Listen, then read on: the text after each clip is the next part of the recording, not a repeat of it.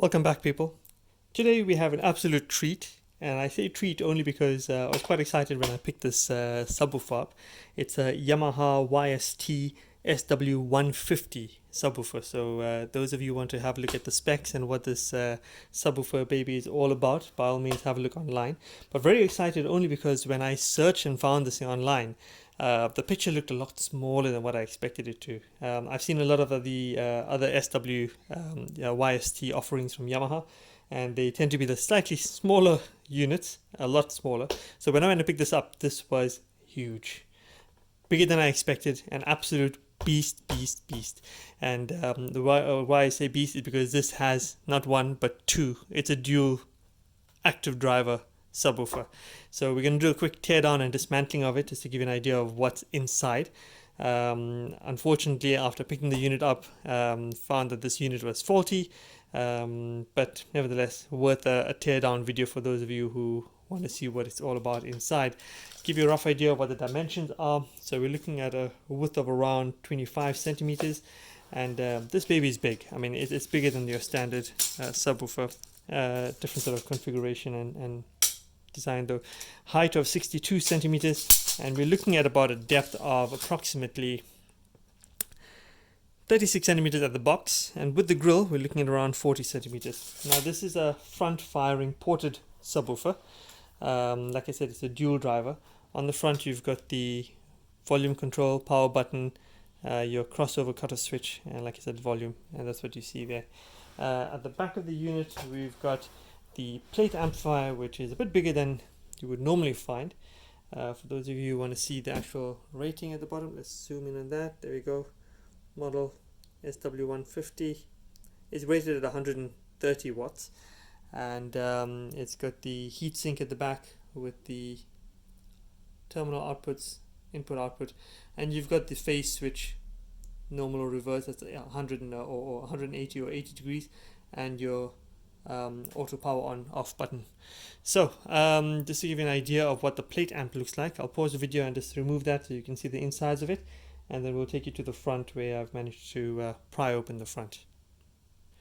Okay, so having removed all the screws out the back, most of the units will come with the plinth or the metal bracket that sits in the back that actually blocks the heat sink so you don't burn yourself accidentally, allows for airflow at the same time. So remove those screws, remove all the screws around the edge. You don't have to take the ones out at the bottom, and carefully pry it open. Now the wires are quite tight on the inside, so what I did have to do was disconnect the control switch for the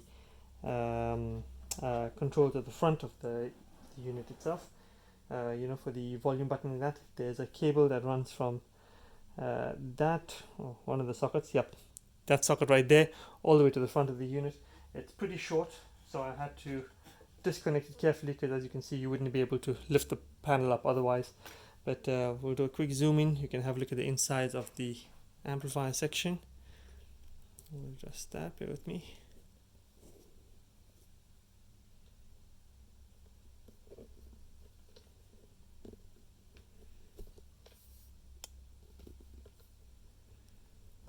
And we can have a look at the inside of the box at the same time, so bear with.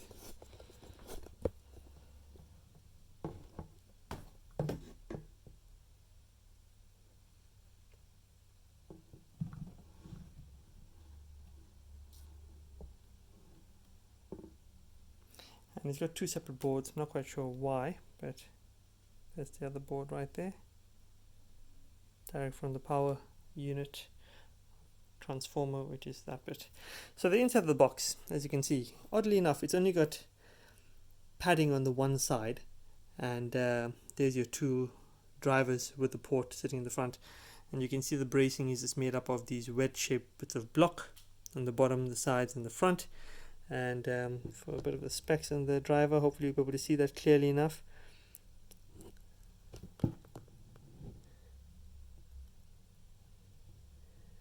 Perfect. So let's open up the front, show you what the insides of the drivers, or the fronts of the driver look like. And here we are back to the front of the unit itself. Now these units look very difficult to remove. They're notoriously hard to remove. Yamaha, Sony, Samsung, all of these ones with the grills on the front, they almost make it impossible for you to try and do a home DIY repair on some of the frayed or grills which have holes in them. Nevertheless, as this unit was gone, I thought I'll have a try and pry it open. All I can say is good luck to you guys, whoever tries to do this. If you break it, it's your issues, but it was removed with a lot of difficulty. They're very tight, the clips for the unit itself, but nevertheless managed to get them open. You can see exactly where the units were originally, or not the units, the clips were originally, so you can try and pry them open yourself and know exactly where to apply the torque and the leverage. Inadvertently I've pushed this screw back in while trying to show you guys the plate amp.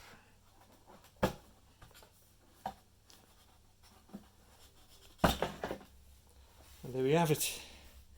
That's the grill, and you can see you've got pins at the top, you've got pins in the middle, 2 of them, and you got pins at the bottom. So if you feel the front of it, you can actually feel the firm bit of the grill, so you know exactly where to trace it out, and that's where the pins are. You can feel the holes in there, and get the screwdriver in from the side and pry it open if you can, at your own risk. Nevertheless, this is what we're dealing with on the front. Dual concentric drivers, small dust caps. They don't look like the most newest or well designed or prettier drivers out there, but seem to have fairly decent reflex on the speakers or recoil. And like I said, they're both powered, active, and that's your power port in the front. Just to give you an idea of the size of this driver, we're looking at approximately 8 inches. So they're dual 8-inch drivers.